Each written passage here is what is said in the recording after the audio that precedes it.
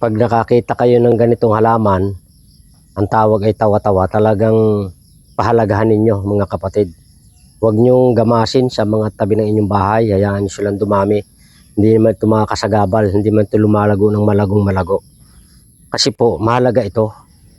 Ito pong buong halaman na ito, itong buong damo o halaman man ito, mga kapatid, pag ito inyong dinikdik, ito, at inyong kinatas, ang katas po nito ay magaling inumin, pure, ng mga tao nakakaramdam ng sobrang pananakit ng puson, lalo na yung mga babae na nakakaramdam ng yung sobrang hirap pagka siya'y nagmi-menstruation, yung hirap lumabas yung kanyang menstruation, o kaya pagka nagmi-menstruation naman ay sobrang sakit din ng kanyang puson.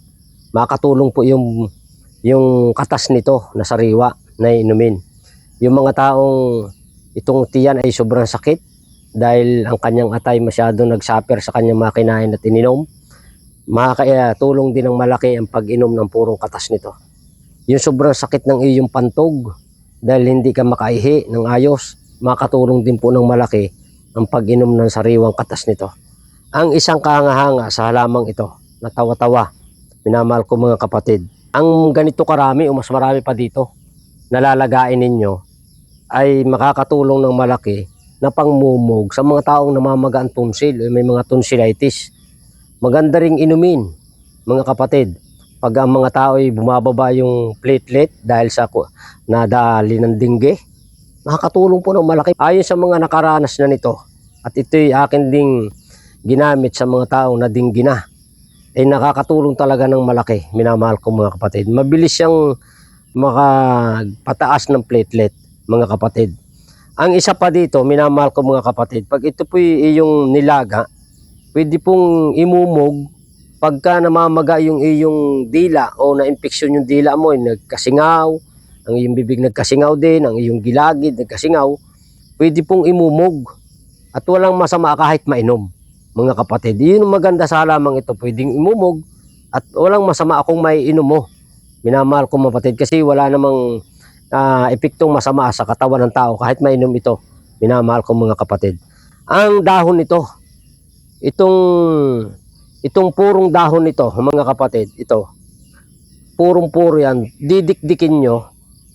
Pag dinikdik nyo po yan at kayo po'y nakaranas yung nasugatan kayo na mabilis ang daloy ng dugo, yung sumisirit yung dugo, kadalasan kasi nangyayari yung pag ang protina ng tao na galing sa gulay ay kulang sa katawan.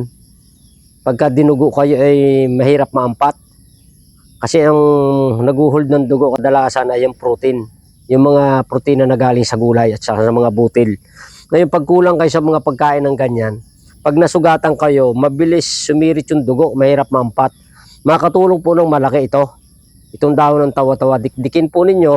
At yung pagka nadikdik at durog na durog, itapal ninyo doon sa sugat. At yung po'y maampat agad yung pagdurugo. Minamahal ko mga kapatid. Ang isa pang kahanga-hanga dito, minamahal ko mga kapatid, pag nakagat po kayo ng ahas, pwede kayong magdikdik ng katawan nito o kaya kasama yung ugat ang magaling sa ganon.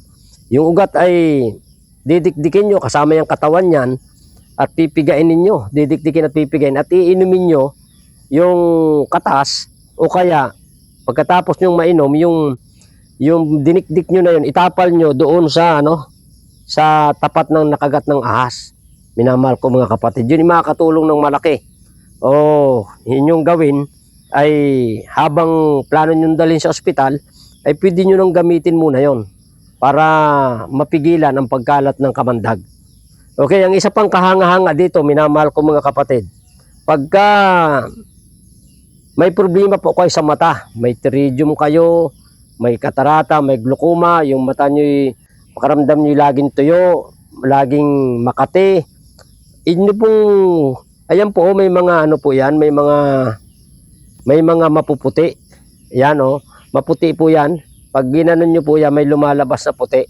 Yan pong dagtaan na yan, ipatak nyo po sa mata.